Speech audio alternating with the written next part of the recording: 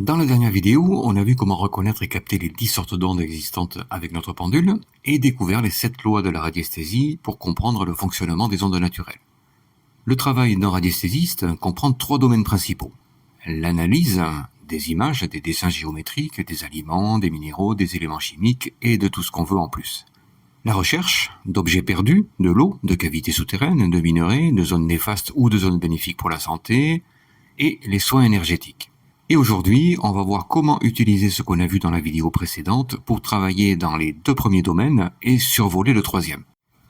Avant de commencer, on va revenir sur les fameuses lois de la radiesthésie et il y a eu plusieurs commentaires qui laissent à penser que les lois de la radiesthésie n'appartiennent qu'au domaine de la radiesthésie physique.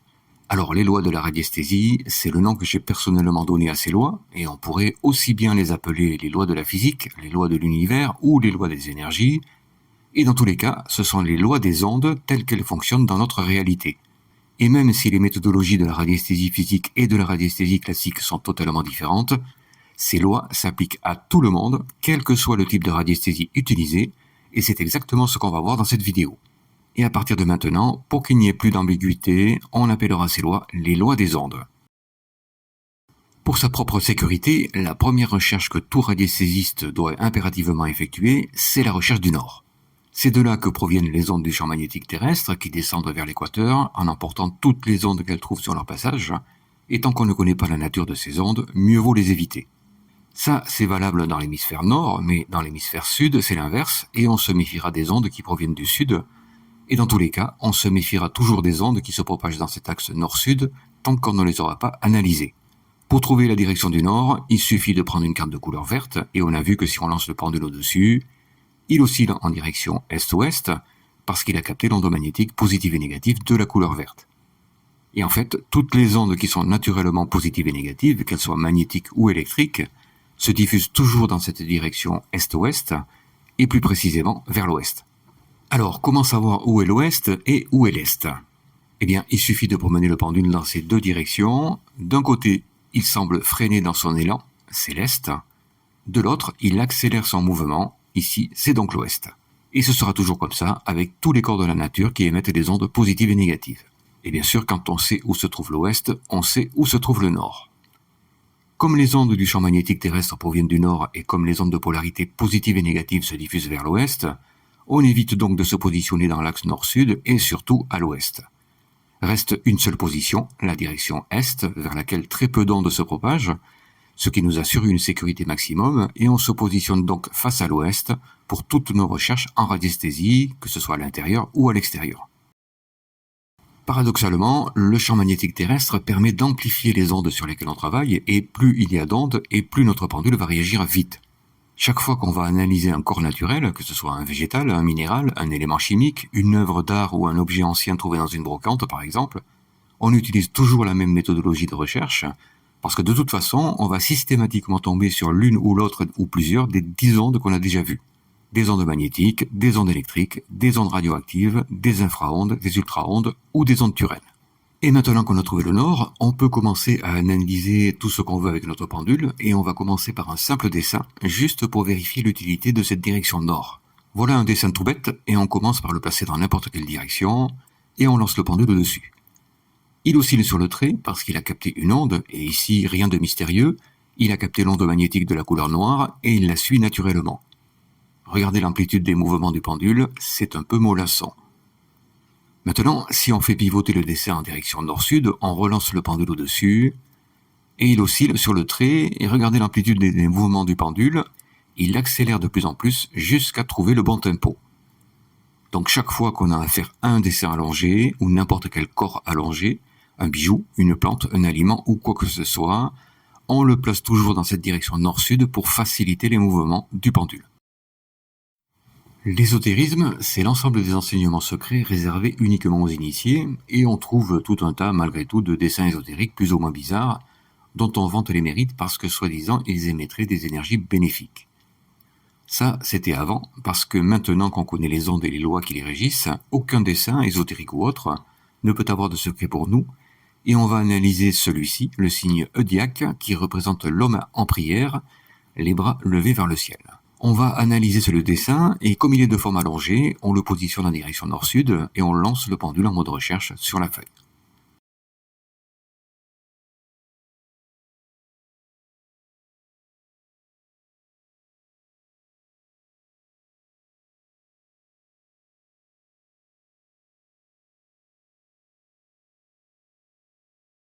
Le pendule a effectué la série 13 de la vie et ce graphique, simplement dessiné sur une feuille, émet sa propre onde de vie, ce qui est déjà remarquable. On peut continuer nos recherches et lancer le pendule au-dessus du cercle.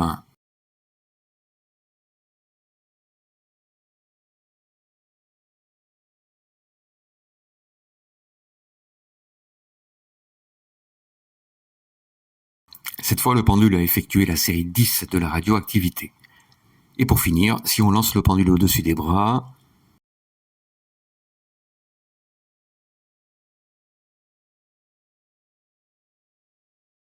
et le pendule a effectué la série 5 de la lumière, l'onde qui est à la base de l'information. Enfin, on peut éventuellement chercher si ce graphique émet des infra- ou des ultra-ondes avec l'aide de notre antenne spéciale. Pour rechercher les infra-ondes, on place les aiguilles en croix, pôle positif vers l'avant et vers le haut, et le pendule oscille en direction du sud, et les infra-ondes qui se dirigent en direction du sud sont toujours bénéfiques pour la santé. Pour rechercher les ultra-ondes, on place les aiguilles en croix, pôle négatif vers l'avant et vers le haut. Le pendule oscille en mode recherche parce qu'il ne capte aucune ultra-onde. Pour résumer cette analyse du signe Diac, on va s'en remettre aux observations de Louis Turel. Les bras écartés en prière reçoivent la lumière céleste, la série 5. La tête, le cercle reçoit la vie immatérielle, c'est-à-dire la désintégration, la série 10. Et tout autour rayonne la vie, la série 13, tout en émettant une énergie entièrement bénéfique, les infraverts. Ce simple signe, parce que ses lignes et son cercle sont positionnés d'une certaine façon dans l'espace, émet des ondes extraordinaires, entièrement bénéfiques pour nous et notre environnement. C'est ce qu'on appelle communément une onde de forme. Et quand on est suffisamment entraîné à la radiesthésie, on peut analyser la totalité des signes ésotériques, des graphiques, des peintures, des dessins ou des symboles mystérieux, et en déduire s'ils sont bénéfiques pour nous ou s'il faut tout simplement s'en éloigner au plus vite.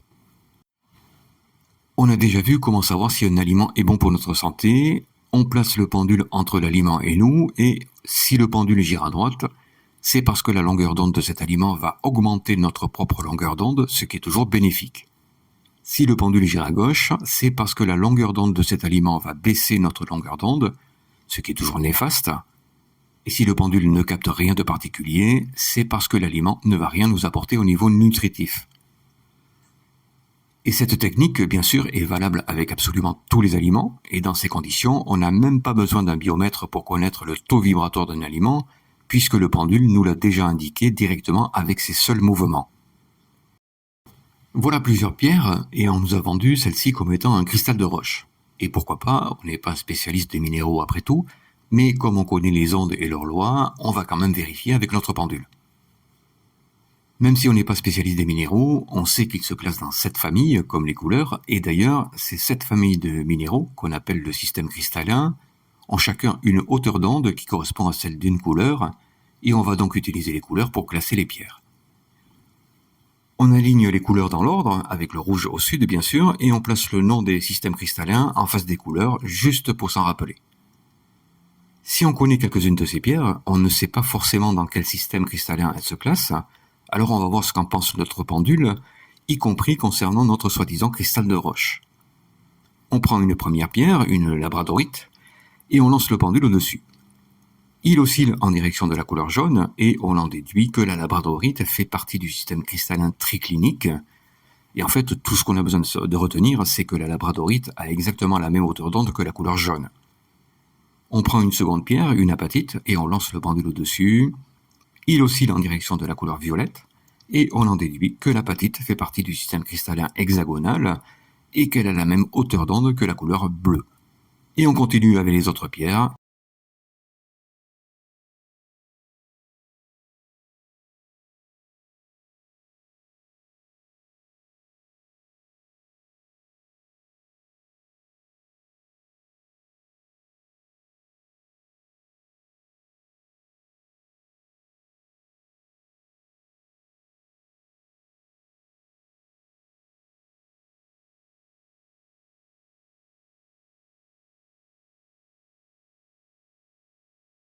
et au final, on a classé les pierres en fonction de leur système cristallin, donc de leur hauteur d'onde et leur équivalence avec les couleurs. Il reste cette pierre, soi-disant un cristal de roche, et en faisant le même exercice, le pendule devrait normalement osciller vers la couleur verte, puisqu'on sait que le cristal de roche fait partie du système monoclinique. Il oscille en direction de la couleur indigo, et on en déduit que la pierre fait partie du système cristallin rhomboédrique et que ce n'est donc absolument pas un cristal de roche. Bon, pour cette pierre, on aurait pu s'en douter, mais cet exercice a pour but de montrer que grâce à la loi des semblables, on ne pourra plus nous tromper sur l'origine des cristaux. Certaines personnes ne réussissent pas les exercices classiques avec leur pendule, des séries qui ne s'arrêtent jamais ou des gyrations à droite sur les métaux comme le zinc par exemple, alors que le pendule doit obligatoirement girer à gauche. Bref, de quoi se décourager rapidement. Louis Turenne avait identifié une particularité pour ces personnes, c'est qu'elles émettent annexées des ondes de couleur, rouge ou violet, deux couleurs opposées du spectre. Pour remédier à ce problème, il conseillait aux personnes qui émettaient trop de rouge d'utiliser en permanence un ruban de couleur violette, qu'ils gardaient en main, et à ceux qui émettent trop de violet de tenir un ruban de couleur rouge chaque fois qu'ils utilisaient le pendule. Et ça fonctionne parfaitement. Un de mes amis a eu ce même genre de problème, et on s'est rendu compte qu'il avait toujours dans sa poche une pierre spéciale, une magnétite, et comme par hasard, la magnétite fait partie du système cristallin cubique, et la magnétite a donc la même hauteur d'onde que la couleur rouge. La solution dans ce cas est simple, soit on arrête de porter en permanence la magnétite, soit on compense les ondes de la magnétite, qui a la même hauteur d'onde que la couleur rouge, par une apatite par exemple, qui a la même hauteur d'onde que la couleur violette. Dans les deux cas, les ondes du corps humain vont se rééquilibrer progressivement, et dans quelques jours, le pendule va recommencer à fonctionner normalement. Cette problématique peut provenir des couleurs ou des minéraux qu'on porte sur soi, mais également de bijoux ou de photos, et dans tous les cas, on conseille toujours de se débarrasser de tous ces objets chaque fois qu'on pratique le pendule. On veut nous vendre ou on a déniché un bijou en or, en argent ou en platine, et bien sûr on n'y connaît rien dans ce domaine, mais malgré tout, pour savoir véritablement si un élément est bien ce qu'il prétend être, on n'a besoin que d'un pendule, une simple carte de couleur et de la loi des séries. Voilà du carbone, et pour savoir si cet élément est réellement du carbone, on le place sur une carte des 7 couleurs avec le rouge au nord, comme on l'a vu dans la vidéo précédente. On lance le pendule au-dessus du carbone, il oscille en direction est-ouest.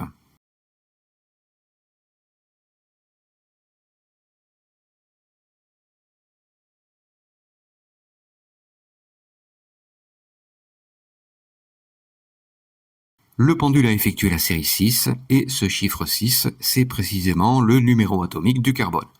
Et on en déduit que cet élément est bien du carbone. Et si ça fonctionne, c'est parce qu'on a utilisé la loi des séries. C'est de cette façon qu'on peut savoir si un bijou est en or ou en fer, par exemple, mais cette technique demande beaucoup de maîtrise et d'apprentissage, parce que si la série du carbone est 6 et ne demande que quelques secondes de concentration, l'or, dont le numéro atomique est 79, va demander entre 4 et 5 minutes de concentration minimum. Dans le même ordre d'idées, on peut également savoir si un objet quelconque est constitué de plusieurs éléments chimiques, savoir exactement de quels éléments il s'agit, et même définir un pourcentage très précis de chacun de ces éléments, et tout ça simplement avec notre pendule et de simples outils de mesure. Tout ce qui existe sur Terre peut être facilement analysé avec un pendule, parce que tout ce qui existe sur Terre émet naturellement des ondes, et quand on connaît le fonctionnement de ces ondes et des lois qui les régissent, on peut savoir à tout moment si ces ondes sont bénéfiques ou néfastes pour nous, sans avoir besoin de lire une étiquette ou croire tout ce qu'on nous raconte. Et quand on s'est suffisamment entraîné avec notre pendule, après bien des années de pratique, on peut directement pointer du doigt l'écran de notre ordinateur à la recherche de l'objet rare, que notre pendule va analyser avec autant de facilité que s'il était réellement devant nous. Et vous trouverez un lien sous la vidéo pour découvrir un véritable maître de la radiesthésie, qui nous a quittés malheureusement, mais qui devrait nous apprendre quelques astuces très étonnantes à ce sujet. La recherche d'objets, c'est la partie la plus amusante en radiesthésie, ou la plus stressante, ça dépend. On a perdu notre clé USB par exemple, et en radiesthésie classique, on va se concentrer sur l'objet de nos recherches, une clé USB, poser une question, où se trouve ma clé USB, ou mieux encore, affirmer au pendule « indique-moi la direction de ma clé USB », on lance le pendule, et il nous indique la direction de la clé USB. Et si on rapproche le pendule de cette clé, au moment de passer au-dessus de la clé, il va changer d'orientation, Et ici, il oscille en direction est-ouest parce que la clé USB émet des ondes positives et négatives. Mais en fonction de l'onde de l'objet, il va pouvoir girer à droite ou à gauche. Et ici, le simple mouvement du pendule, qui, s'il est différent de son mouvement pendant la recherche, va nous indiquer qu'il a bien trouvé l'objet. Et ça fonctionne parfaitement bien, parce que les ondes provenant du cerveau sont les ondes les plus puissantes qui existent, et simplement en pensant à la clé USB, on envoie une information sous forme d'onde à nos éminences sténars, cette partie à la base du pouce, qui est un condensateur d'ondes. À partir de là, on se synchronise automatiquement à la fréquence de cette information, et le pendule ne peut plus rechercher qu'une onde ayant la même fréquence, et ici, même si on ne connaît pas les lois des ondes, on fait simplement appel à la loi des témoins. Et il n'y a rien de magique là-dedans, même si nous avons perdu notre clé USB, notre subconscient, lui, sait où elle se trouve, parce qu'il a l'habitude d'enregistrer la totalité de nos faits et gestes, et c'est lui qui répond à nos questions et qui nous transmet l'information par l'intermédiaire de notre intuition. Et avec beaucoup de pratique, on arrive même à entendre cette information avant même que le pendule ne bouge. Le problème se pose lorsque la clé USB que nous recherchons ne nous appartient pas et qu'elle a été perdue par quelqu'un d'autre. On pourrait penser que notre subconscient ne nous est d'aucune utilité à ce moment-là, sauf si on a entamé notre chemin spirituel ou qu'on est suffisamment éveillé, ce qui est le cas de plus en plus de monde à l'heure actuelle, et découvert que notre subconscient, c'est notre véritable conscience qui est connectée en permanence à toutes les consciences de l'univers et qu'elle va faire appel à elle pour nous aider généreusement dans nos recherches. Et dans ce cas précis, elle va faire appel, pourquoi pas, à la conscience de la personne qui a perdu sa clé USB, qui, elle, sait parfaitement où elle se trouve. Et lorsqu'on est de plus en plus éveillé, qu'on pratique la radiesthésie avec assiduité, et surtout qu'on a prouvé à l'univers qu'on ne basculera jamais du côté obscur de la radiesthésie, il est même possible de faire appel à des consciences supérieures, et même très largement supérieures, pour nous aider à pratiquer les soins énergétiques notamment. Dans cette pratique, il faut être vif et rapide parce que la première information que l'on reçoit est toujours la bonne, et si on a le malheur de ne pas y croire, de nouvelles pensées commencent à nous assaillir et inévitablement, le pendule va s'orienter dans une autre direction, peut-être une seconde clé USB, vers une clé USB qui se trouve chez un voisin, pourquoi pas, ou vers un tout autre objet issu de nos nouvelles pensées. Et le principe de la radiesthésie classique, c'est d'apprendre à s'habituer aux réponses qui proviennent de notre intuition, provenant elles-mêmes de notre conscience, et paradoxalement, plus on s'habitue à écouter notre intuition, et moins on aura besoin du pendule. Bon, ça paraît relativement simple dit comme ça, mais pour arriver à des résultats fiables, il va falloir s'entraîner quelque temps, des jours, des semaines, et même parfois plusieurs mois. Sinon, au lieu de penser fortement à la clé USB et de communiquer avec le reste de l'univers, qui n'a pas forcément que ça à faire, on prend une autre clé USB, si on en a une, qu'on tient en main et qui va nous servir de témoin comme on l'a déjà vu. De la même façon, on se synchronise automatiquement à la fréquence de l'objet qu'on a en main et le pendule ne captera plus qu'une onde à la même fréquence. On lance le pendule sans poser aucune question et le pendule va osciller automatiquement en direction de l'autre clé USB qui n'a pas la même forme mais qui a une longueur d'onde identique, donc la même fréquence. Bon, ici on rigole parce que la clé USB qu'on recherche est bien visible, mais ça fonctionne parfaitement bien avec une clé USB même invisible qui se trouverait dans une autre pièce par exemple, mais à condition de bien connaître les lois des ondes. Parce que si on place une simple feuille de papier au-dessus de la clé qu'on recherche, elle devient totalement invisible pour notre pendule et si on le lance en mode recherche, il continue d'osciller dans ce mode parce qu'il ne capte aucune onde. Et oui, une simple feuille de papier annule les ondes magnétiques et comme on a en main un pendule classique qui ne capte que les ondes magnétiques, on ne trouvera plus notre clé USB qui est devenue invisible. Par contre, si on prend un pendule adapté et qu'on le lance 7 fois dans la zone électrique, il oscille en direction de la clé USB parce que la clé USB émet également des ondes électriques et qu'une feuille de papier annule les ondes magnétiques mais jamais les ondes électriques. On peut facilement imaginer que beaucoup de monde ait abandonné la radiesthésie en se décourageant devant ce genre d'exercice simple parce que tout simplement, pratiquement personne ne connaît la loi des ondes.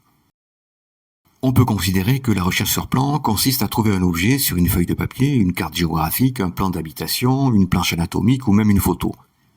Et de cette façon, on peut rechercher des sources de minerais, de l'eau, des cavités souterraines, ou déterminer si les zones sont bénéfiques ou néfastes pour la santé, simplement sur un plan avant de se déplacer et vérifier ces informations. Et bien sûr, pour toutes ces recherches, il est nécessaire d'avoir un témoin en main ou au moins connaître les caractéristiques des objets qu'on recherche. Ici, on va brièvement voir le principe de la recherche sur plan, tel que Louis Turenne l'a expliqué il y a un siècle déjà, et à partir de là, voir comment on fait pour rechercher des murs qui n'apparaissent pas sur un plan mais qui existent réellement sur le site original, rechercher de l'eau ou des cavités souterraines que bien sûr on ne voit pas sur un plan, rechercher des minerais, et pour finir, on verra pourquoi la recherche sur plan c'est quelque chose de très amusant à pratiquer, mais surtout dangereux pour la santé. Voilà le schéma d'une habitation simple, avec ses murs, et quand on pointe du doigt le sol, on utilise la loi des témoins pour ça, on remarque que le pendule oscille en direction est-ouest, parce que le sol émet une onde positive et négative. Si on pointe du doigt le bas d'un mur, le pendule va girer à droite, tout simplement parce que le bas d'un mur émet systématiquement une onde électrique positive. Le centre d'un mur, lui, n'émet aucune onde, c'est un paradoxe de la nature. Quand on pointe le haut d'un mur, le pendule gire systématiquement à gauche parce que le haut d'un mur émet toujours une onde électrique négative. Et quand on pointe le plafond, le pendule oscille à nouveau en direction est-ouest parce que le plafond, comme le sol, émet une onde positive et négative. Au-dessus du plafond, ici c'est le toit. Les ondes ne s'arrêtent pas brusquement comme par enchantement, mais elles continuent leur ascension vers le ciel. Et comme une zone d'onde positive et négative séparera toujours une zone d'onde positive et une zone d'onde négative, on peut imaginer facilement qu'au-dessus du toit, une onde électrique positive, cette fois, va apparaître, et comme il n'y a pas de support de mur, elle va continuer son chemin dans l'atmosphère jusqu'à atteindre une nouvelle zone d'onde positive et négative qui devrait se situer à une cinquantaine de kilomètres. Et au-dessus de cette zone positive et négative, une nouvelle onde électrique négative cette fois va poursuivre son chemin pendant une cinquantaine de kilomètres, et ainsi de suite en alternant les polarités. Bon, on va s'arrêter à cette première zone d'onde positive et négative, et vu d'en haut, voilà ce que ça donne. Ici, on a le plan de cette même habitation, et si on lançait le pendule au-dessus, il ne se passerait rien, le pendule ne trouverait aucune onde particulière, sauf l'onde magnétique provenant de la couleur noire du plan.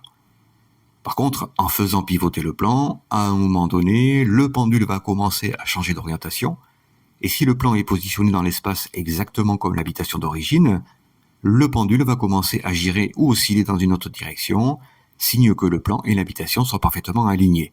À partir du moment où le plan est aligné avec l'habitation, tous les murs qui sont représentés sur le plan émettent systématiquement une onde électrique positive, et comme sur le plan il n'existe aucun mur qui puisse porter l'onde, cette onde va continuer de se propager en direction du ciel, comme celle de l'habitation, jusqu'à atteindre la même zone d'onde positive et négative qui sépare les différentes zones d'onde.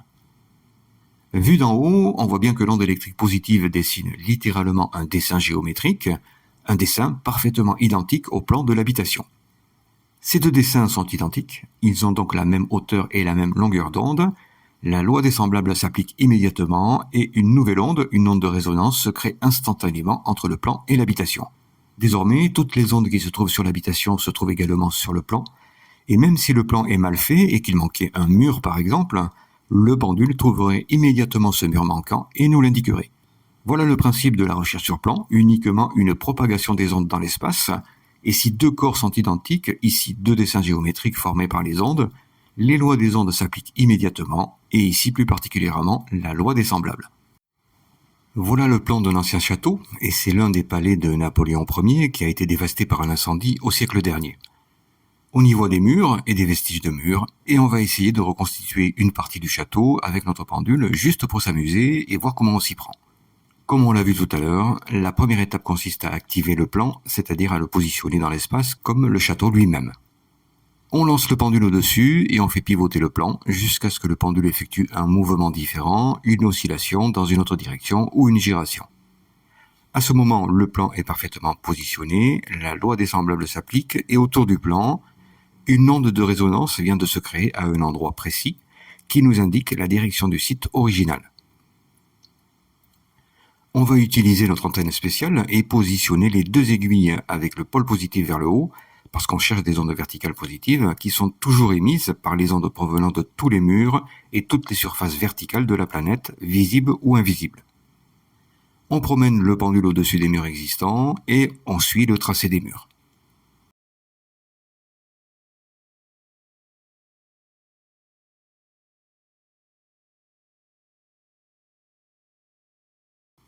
À un moment donné, on ne voit plus les murs sur le plan, mais pourtant le pendule continue d'osciller dans une direction et on suit cette direction avec le pendule.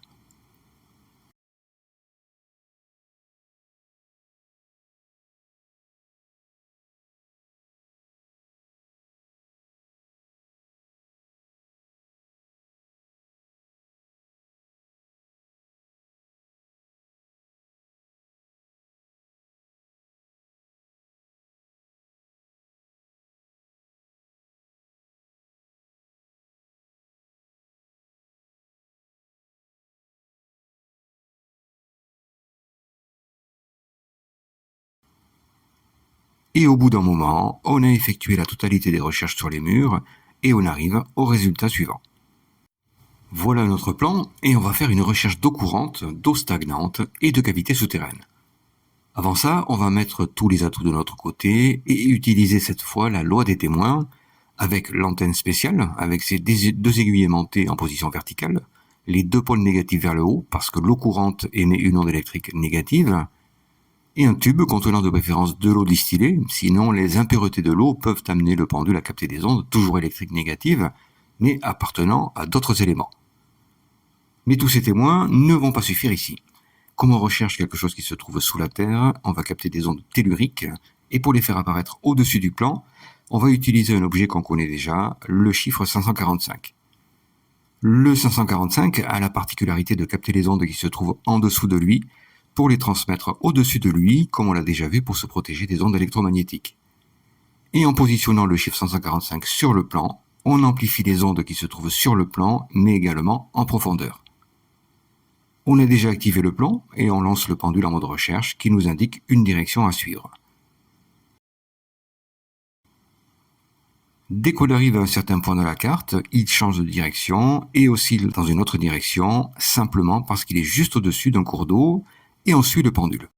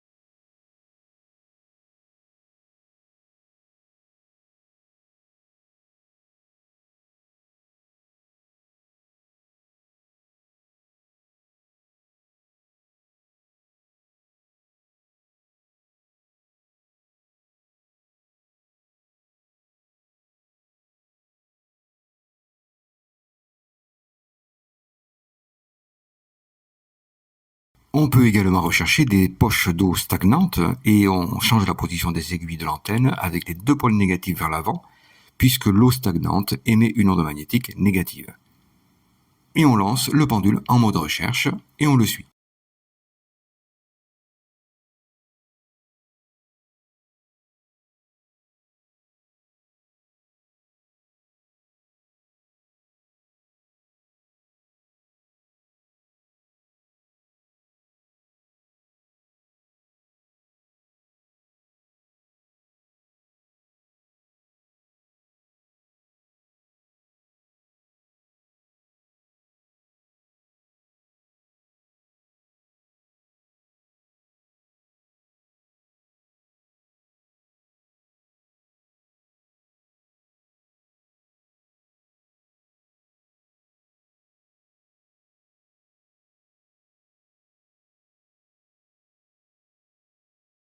On peut ensuite rechercher des failles sèches ou des cavités souterraines et on change la position des aiguilles de l'antenne avec les deux pôles positifs vers le haut, puisque les cavités souterraines émettent une onde électrique positive comme pour les murs. Et on lance le pendule en mode recherche et on le suit.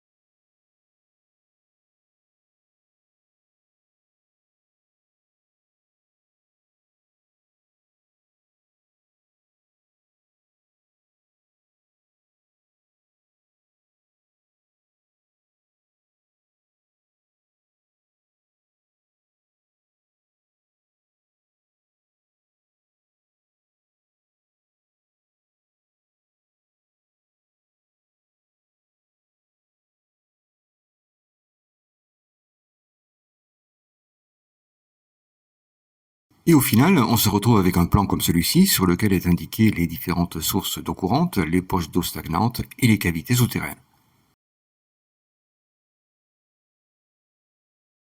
Sur ce même plan, on pourrait également chercher des minerais, comme de l'or par exemple. On a vu que l'or émet une onde magnétique positive, mais que la rémanence des ondes magnétiques peut nous induire en erreur. On a vu que l'or émet également une onde électrique positive et négative, et on va placer les aiguilles de l'antenne en position verticale, et les deux aiguilles inversées. Cette fois, le pendule ne va pouvoir capter que les ondes électriques positives et négatives, mais il n'y a pas que l'or qui émet ce type d'onde, et on pourrait très bien tomber sur un filon de fer qui émet les mêmes ondes, ou de nickel, ou d'argent, ou d'autres éléments plus exotiques comme le thorium ou l'uranium. Nous, tout ce qui nous intéresse, c'est l'or, et on va utiliser un second témoin pour nous faciliter les recherches, un témoin en or. Problème, je n'ai aucun témoin en or sous la main, alors je vais devoir utiliser un témoin écrit sur un bout de papier. Le numéro atomique de l'or, c'est 79. Mais écrit comme ça ne nous intéresse pas, et il va falloir l'écrire avec l'écriture radiesthésique qui fait appel à la loi des symétriques.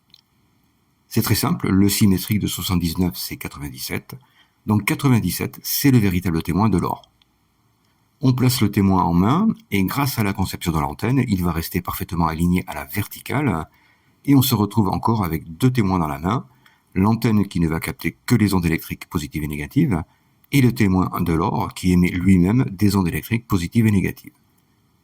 On lance le pendule au-dessus du plan, et on attend sagement qu'il nous fasse un signe comme avec la recherche de l'eau.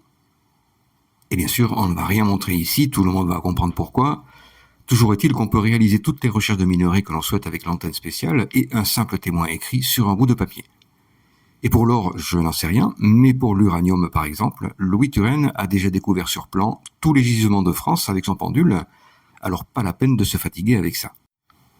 La recherche sur plan, c'est marrant, et ça permet de se faire passer pour Indiana Jones confortablement installé dans un fauteuil pour trouver absolument tout et n'importe quoi.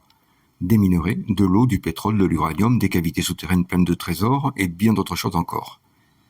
Malheureusement, toutes ces ondes telluriques, qui proviennent de la Terre donc, s'imprègnent de différentes ondes, souvent nocives, avant d'atterrir sur notre plan. Et comme on l'a déjà vu, au final, elles sont bien présentes là, devant nous, sur le plan. Ces ondes sont très souvent néfastes, et tous les radiesthésistes qui travaillent sur plan, on parle bien sûr de travailler pendant plusieurs heures d'affilée, ont souvent des problèmes d'arthrite, et ces ondes sont sans doute les plus sournoises qui puissent exister, parce qu'elles s'insinuent en nous et restent condensées dans nos éminences stellaires. Et même si on a arrêté de travailler sur plan depuis plusieurs jours ou même plusieurs semaines, elles se rappellent un jour à nous et provoquent des douleurs épouvantables qui nous empêchent tout simplement de tenir un pendule. Le remède contre ces ondes a déjà été créé par Louis Turenne, mais curieusement, de nos jours, il est impossible de le trouver tout simplement parce que les matériaux qu'il utilisait à l'époque ne sont plus fabriqués.